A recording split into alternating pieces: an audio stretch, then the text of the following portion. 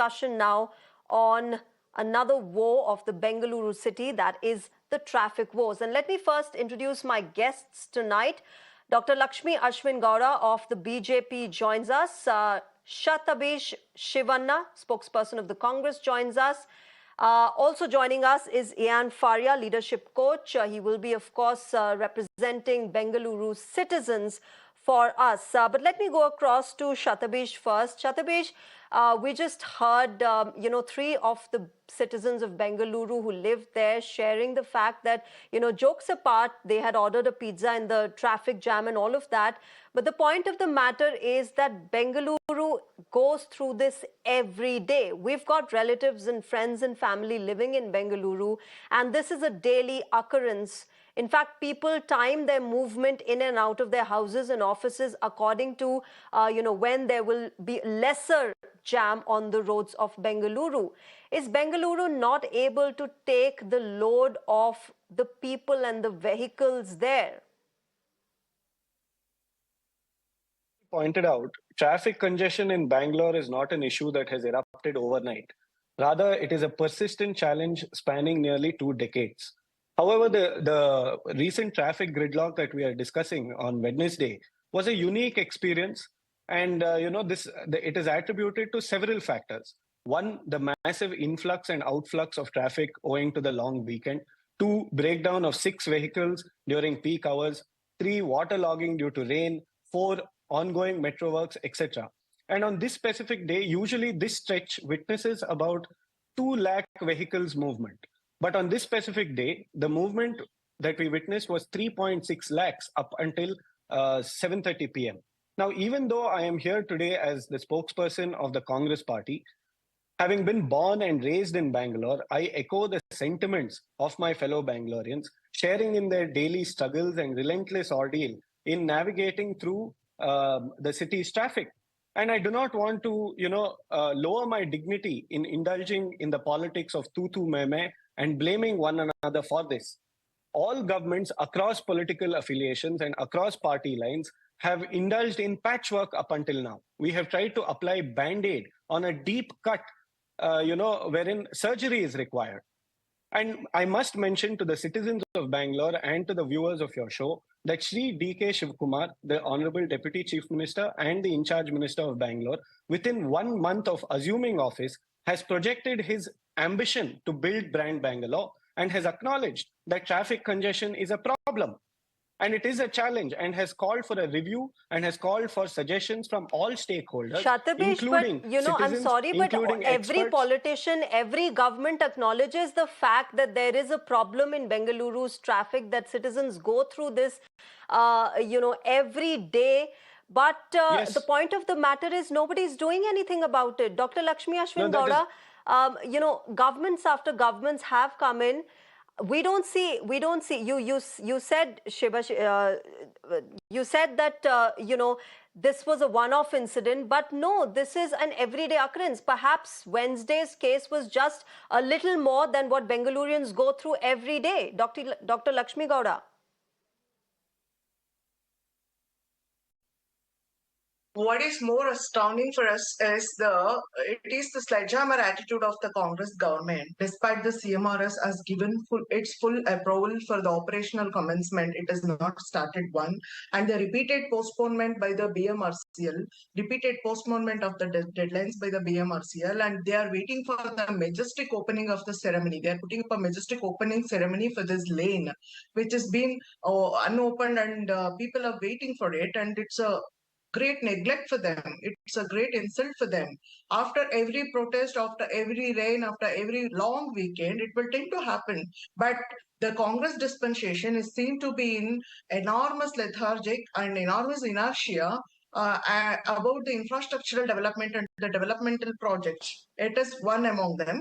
And time and again, they're showing this sledgehammer attitude, and they're so callous about the people, normal people of the Karnataka. Okay, let me also take this across to one of the voices from Bengaluru. Faria has joined us now. Good evening, namaskar. Thank you very much for talking. I'll come back to you, Shatabish. But Ian, we've been talking about the traffic woes that Bengaluru's citizens go through every day. And I just talked to the leaders from Bengaluru. And of course, politicians after politicians, governments after governments keep on passing the buck. Nobody's doing anything. And the end sufferers are the citizens of Bengaluru. Yes. Actually, we are the people who have to face this on a day-to-day basis. The amount of time we lose going to work or making an appointment is really pathetic. But now we can sit and crib about this and we can make it a political debate and say BJP doesn't do, Congress doesn't do, and all that. But finally, I think somewhere there has to be some concerted effort to bring everybody to the table at one time. I think that's not been done. We had the Bangalore Agenda Task Force, BATF earlier, Nandan Nilekani, did some good work there. But let me tell you, there's not been a consistency. Every government comes in, they want to do things their way. And I don't understand this. We are one city. Doesn't matter what political affiliations you come from. We need some concerted effort to bring everyone to the table and do what the US does. They plan 15, 20 years ahead and they bring all the stakeholders to the table. Why are we showing such lethargy here in the tech city? This is really sad. And, we are the people who are facing this war on a day-to-day basis. Shatabish, let me take this across to you. Every time I talk to people from Bengaluru, they have a concern of the fact that there are certain malls and places where you can shop around the areas of MG Road. Then the other point of Bengaluru has the IT hub where all your tech offices are and startups are established. And on the other side, on the other end of the city are your residences. So if people are converging at one day on points when they want to go shopping, they're converging all at once around the MG Road area. And of course, all of these roads, all of these routes are the ones which see massive traffic jam. Is it a case of poor urban planning? Because the newer structures and buildings that are coming up are also being constructed on the lakes, on the beds of the lakes. Obviously, that's going to backfire tomorrow, 10 days later, or 10 years later. No, sorry. Can I answer that question? Shreya, I'm going to say this. It's not about them occupying the lakes. I'll come back to you, Ian. This is for Shatabish. Oh, this is for Shatabish. Okay. Yeah. Shatabish, I want you to answer. No, see, firstly, to counter the BJP spokesperson, I have already mentioned that I will not lower my dignity in indulging in the politics of blame and blaming one another for the issue. We acknowledge that this issue exists and a permanent and long-lasting solution needs to be found. And I agree with what Mr. Ian just said, that we need to pull in all stakeholders, including the citizens, including experts, including elected representatives, officials, bureaucrats, everybody, and look forward to put forth a permanent and long-lasting solution in a collaborated effort. And let me just mention by saying that the Karnataka government, for the first time, the Karnataka Congress government... Have you got the stakeholders on the table? Yes, that is precisely what we have done. Within 1 month of assuming office, Shri D.K. Shivkumarji called for a meeting of all stakeholders to address the issue of traffic, to address various other issues relating to Bangalore. And let me just mention, permit me to say this, the Karnataka Congress government, for the very first time in India, is going to introduce a dedicated traffic management policy, which will be followed by a subsequent legislation called Regulation of Traffic Management Authority to deal with traffic in a systematic and scientific manner, which is based on the Ireland model. Now, let me conclude by saying this. There is an issue. We address that there is an issue, and we are going to tackle this issue on priority. No excuses. We are going to resolve this at the earliest. That is our commitment. It is important that we, Shatabish, bring on board all relevant... Of course, you've come up with initiatives like the congestion tax also, which are very prevalent in countries like Singapore and cities like London. But what do you have to say about the fact that your government is banning carpooling apps. There you have a problem with that just because the taxi drivers in the city are complaining about it. People are trying to carpool to avoid these very traffic jams, these woes that they go through every day. But if you ban those apps, how are they going to go about it? No, now this is a different issue altogether. It has certain adverse economic effects. We need to take into consideration the feelings and emotions of taxi drivers, bus drivers, auto drivers, etc. We're not going to implement a hard ban on carpooling methods, but to generate economic income by initiating this carpooling is bad and it is illegal. That is a fact.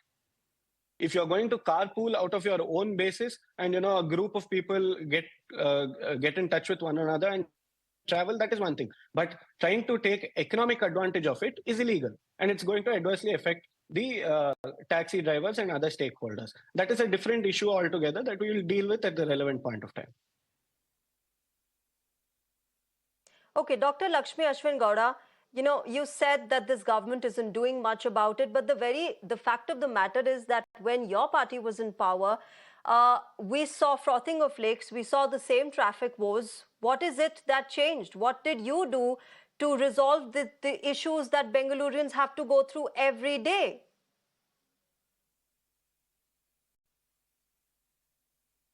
Nothing. We emerged as the #1 startup capital in the entire world. We emerged as the #1 unicorn capital in the entire world. In our era, we have done enough for the infrastructural development to traffic, that our Dr. road Gowda. density has been massively Startup increased. ecosystem IT hub isn't 23 related to kilometer per resolving meter. the traffic woes of the And city. we have our road density has been improved and it was unprecedented. In fact, it is the highest, it is one of the highest benchmark in the entire world. It is 23 kilometer per square kilometer. We have achieved all these parameters, but in this issue Congress government could have completely avoided this issue had they kept it open for the public very earlier. They're opening it, they're putting up a majestic opening ceremony for this to open, to just to insult the people, those who voted for the power. All these days, they've lost their side doing the freebies politics. Now they're opening up their eyes for the realities of the life. They've totally failed in handling the Kaveri issue. They've totally failed in handling each and every challenges people are facing on the day-to-day basis. Their government is total fear. Okay, it's not about that, Dr. Gowda. Let me take this across to Jan Faria. Let me ask him. They're carrying the Lok Sabha myopic vision about. Yeah, sorry. I'm going to have a different view than all Faria, this. I had a question. Ian, I had a question on urban planning from both the party representatives, but I haven't got that answer. As a citizen, do you feel that Bengaluru has had bad urban planning, whether it comes to, underpasses, poor drainage system, widening of roads? The roads are not able to take the load of the 1.2 crore vehicles that enter it daily. Yeah, so Shreya, I'm going to say this. In 2008, understanding that Bangalore was going through a traffic problem, we actually convened a meeting of all the stakeholders, BMRCL, BMTC, every one of the stakeholders was there. Yediyurappa government was in power that time. And we actually put our own private money into doing a seminar for Bangalore. And we brought the experts from the US, 9 experts. We brought them in at our cost. But the government said, we're not interested in all this. It was just thrown away. I'm saying we need proper planning. We have spoken to enough traffic planners. I used to be a builder at one time. Let me tell you, we've been talking to people on different governments, JDS, BJP, Congress. Nobody has the will to really take this and say, Bangalore is our city, let's do something about it. I'm really pained to say this. We are not bothered. We are just wondering how we can keep our seat until the next election. We want to make merry. And I think the city is losing. Shatabish, let me give you the last word on this, since your party is in power and you right now have the power to change things if you want to. The fact of the matter is that 1.2 crore vehicles are entering the city daily. 1.2 crore people travel on Bengaluru's roads on a daily basis. They go to their offices, they work, they come back, they're stuck in traffic jams. About the public transport system, right now it's operating at just 48% of its capacity. Would you like to strengthen that? Would you like to move in that direction? And what is your plan now moving forward to strengthen Bengaluru's infrastructure so much that it will not have such woes in the future? Taking example from Delhi, we are going to put in our best effort to improve public transportation, and we're going to expedite it at a very fast rate. And we acknowledge that there is a problem. And, traffic congestion in Bangalore has not erupted today. It is a long problem that is overdue for a very long time. And the factors for it could be many. As you pointed out, it could be lack of urban planning. It could be the influx of so many people from across the globe. It could be various things, but we take the blame. We take responsibility. We will ensure that traffic congestion will be cured at priority, and we will try to improve the public transportation as well. It is our commitment.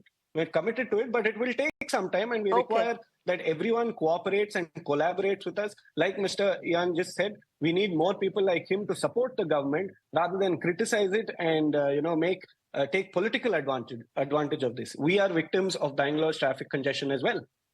And we look forward to improve Bangalore, improve Karnataka, and build a new brand, Bengaluru. Okay. As they say, a man's character is judged by his actions and not by his words. So let's see, Shatabish, if your party and your government does stand by your word, and we do see that change. But at this point, I'm going to wrap it up. I hope the citizens of Bengaluru are relieved of this one major Achilles heel that it suffers from every day. Dr. Lakshmi Ashwin Gowda, Ian Faria, and Shatabish, thank you very much for joining us tonight and sharing your thoughts on this big problem that Bengaluru faces. Thank you very much. All right, with that, we're heading in for a short break. After the break, we'll be joined by a very special guest. Do stay tuned.